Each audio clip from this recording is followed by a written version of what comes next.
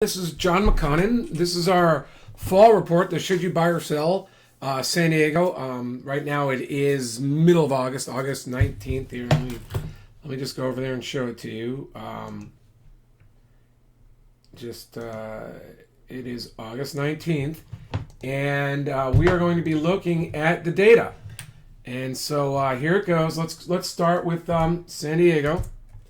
We'll look at the data, we'll look at what it's telling us, and then we'll see if we can come to some conclusions. I guess together, I'll share my thoughts, and they'll be somewhat open-ended, I think. But I haven't looked at all the data, so we're doing this together.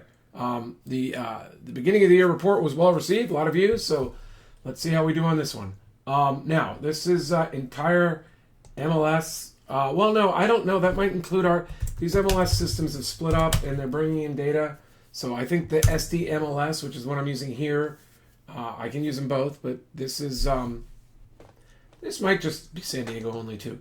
But anyway, let's start with what the, I can't decide whether average or median is the best way to judge on a consistent basis as long as you're looking at them both.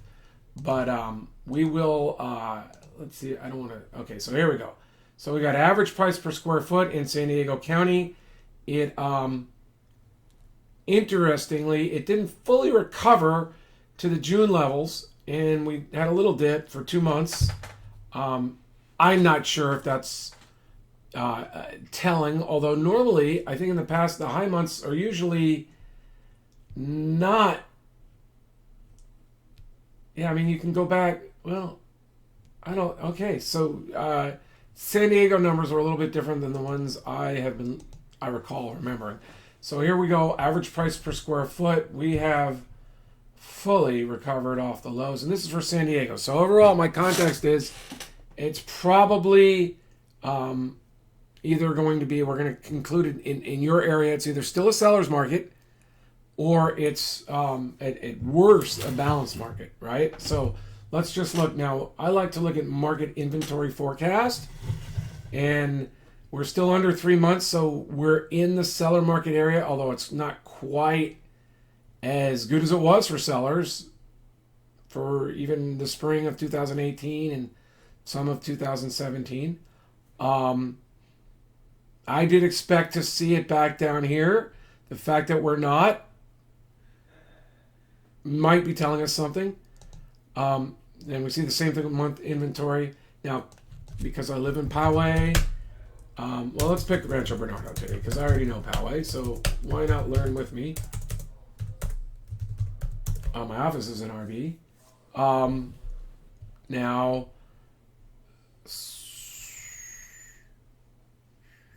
sort of the same story. Not as good as it was in 2018. Still a very low inventory. This means that, okay, so is this that's actual, this is forecast, it's going to tell the same story. So we'll probably only be looking at one or two of these looking forward. So we're seeing that it's still a seller's market. I mean, a buyer's market in non-luxury price ranges is probably between, when you have more than 9 months, maybe more than a year. A balanced market, 6 to 9 months, 6, 7, 8, 9 months, maybe somewhere in there. And this is a seller's market. It's been going on in our area. Oh, I didn't know you could add two at once. That's interesting. It's been going on for a long time.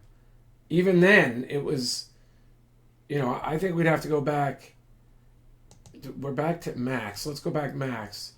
And so, even in the short sale market, well, that was slow. So, this was a big year, 2012. So, we've been in a seller's market for a long time, 6 years at least. Maybe even back here. This is when they're messing around with the taxes, I'm sure. All right, so now let's go to, say, Carlsbad. And I never pick one. Let's go Carlsbad South. Same story as we're out here. We're looking at less than three months. Carlsbad. We'll pick one more Carlsbad. Carlsbad West. Normally we don't see any difference. It's all going to be similar. Okay, so now let's pick La Jolla.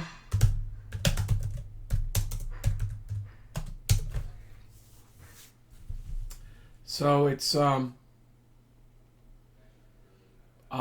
bet we would see that the high end, and well, let's go by size. Um, so we're looking at okay. So in the really big houses in La Jolla, we are looking at 13 months, 16 months. Let's see if the actual yeah. So so the really big houses. So we're going to assume those are really expensive houses. They are on the market. It's been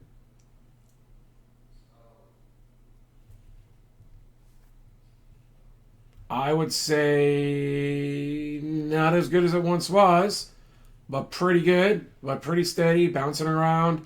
2018, let's look at sales, right? That's always fun. Let's see how many sold listings there were. It's been bouncing around. So I'm sure to some degree, um,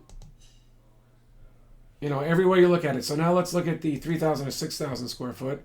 Let's go to months inventory actual, and it's a pretty strong market in La Jolla for that. And let's go lower. I'll bet it's really strong. Oh, look, that's a surprise. It's creeping up.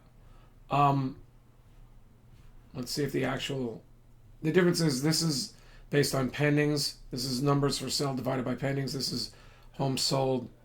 Um, this is the amount for sale divided by the pendings. This is the homes on the market divided by the actual sales. So you see how many months of inventory there is based on the sales and how many listings there are. Okay, so that's La Jolla. Let's pick Oceanside.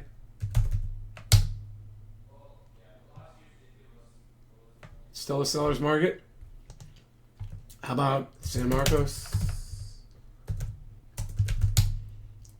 And if you want me to do these, go ahead, if you pick two or three, you put two or three other towns in the comments here if you're looking on Facebook or YouTube. I'll pull these stats up. Whoever, I think that's a good way to do it. Whoever wants me to do some of this, as soon as I collect three or four, I'll come up and do it for your city right away. Maybe even one I'll even do one. Go ahead, put your city in there. If I see the comments, I will do one of these. Okay, so what's the conclusion? I think the conclusion is that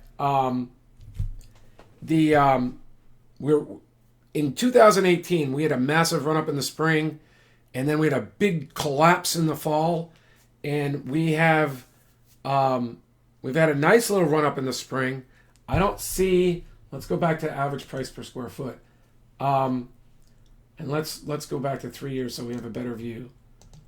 Okay, so we sort of returned to the high after falling off. This is a pattern in many places. Let's pick Vista. The whole market is sort of following this pattern, give or take a little. Well, I can't say the whole market. Whenever I look, I'm not surprised because it's all fairly similar. We might have gotten above 2018's best numbers. We might be a little below, and it's gotten a little bit softer this summer. And it makes sense. The economy's been slowing down a little bit. The Fed, right now, we're probably seeing a big refi boom. I know my wife and I are trying to refi into a 15-year. The rates are fantastic. So we put in our paperwork. They sent our house to appraise. Our house appraised a little bit lower than I thought it should have. But that's why I've talked about solar being such a good deal. We have solar on our house. Cost us $30,000. I think that should be a bump in our house, given that people are going to save $500 a month. The appraiser didn't give it to us. Now, we were in the middle of painting our house, and the fixtures were off, and he said it didn't matter. But I think overall, maybe would have gotten a little more. But when I look at the numbers, he gave me basically, what I think he did. He looked at the average price per square foot in Poway, which is about $400 a square foot, and he said, even though my home has a nice backyard, and a nice pool, and solar, it's on the inside it didn't look that great. So I think he just tallied it up and said, well, you guys are a little bit more than the average, and gave us that number. I would have liked significantly more than that. I think we're still qualified for a loan, but I think that the fact is that appraisers on top of the market right now see a little bit of softening. They know last year the fall dropped off like a stone, and I think they're being conservative. I talked to him. He's a great guy. I have nothing against him. I may have been a good call on his part. He said that some of his friends don't even give solar homes a bump. Some of his appraiser friends, colleagues, he does. He just doesn't know how much to give it. I have a course on it. I think we can quantify it. But right now, if you're buying the best place, like you want to insulate yourself from a little softness, buy a solar home, say $400 or $500 a month. That can let you buy a better home or make you very comfortable in the home that you're buying. It's like getting $100,000. For a lot of houses, $400 or $500 a month is like $100,000, right? In mortgage. So anyway, but if you're selling, what should we do? I think that if you're thinking of selling anytime in the next 6 months, I would sell. I really would. I'd put it on the market and I'd make my move because we've got the Trump tariffs maybe impacting the economy. We've got the Fed probably going to lower rates again. We've got a refi boom. We've got great rates going on. I don't think we're seeing a follow through to new highs like I would have expected. So, absent any big changes, and I'm going to have to revisit this. I will tell you if it picks up. I'm going to do this now monthly. I think I'd get ready to sell, or I'd sell if I were thinking about it. I wouldn't try to hold out because I think we could see some softness in the fall. We had massive softness. Let's go back to San Diego. Let's look at what happened last fall. Now, I don't know if you're thinking of selling that you want to see how do we get to Los Angeles? San Diego County. So this was June 2018, July, September, and then boom. We saw this in many markets. There was a significant downturn, let's look at Poway, where I live, so I was following it. Carlsbad, where I have lived, and I followed a lot of homes. I mean, this is what was going on. Now, we bounced back clearly in the spring, so this may have been an aberration. But look at this. Carlsbad, let's pick Carlsbad. I know this is where I used to live in Carlsbad. 92009 I owned in La Costa Valley. Big drop off, not full recovery. Interesting. Yeah, okay, so I think you get the point. If you're selling, if you think you might be selling soon, sell now, put it on the market, get it done. If you'd like to talk to me about this, go to winnerscheck.org and just set up a free consult. If you do, I will help you get your disclosures done ahead of time. I will help you pick the right model. And even, the one I really like, I like to sequence the selling. So I would start selling without offering I'd find out where I think I could sell. We're going to cover that in the next video. But I'd find out if I'm capped by the competition. If I am, I would say I think I should talk to a listing agent or do it myself, sell it for a week to 10 days using a 7-day home selling method that I talk about at winnerscheck.org, using social media, Facebook, having a big open house, and trying to save that 2.5% on the buyer's commission. So out of all those models, I've talked about it, realtors, discounts, whatever. I mean, if you could sell your home for 1 or 2%, maybe even 3% with the agent of your choice, but try to sell it for 7 to 10 days before putting on the MLS, give it a shot. We still have buyers. And then, so that's the sequence, a pre-MLS, try to save yourself 2.5%, see if you can reach the number. Like if I was talking to me or an agent, I'd say, what's my fair market value right now? What's the most I can sell for, particularly because of the competition? I want you to cite the homes that are superior, that are capping my range.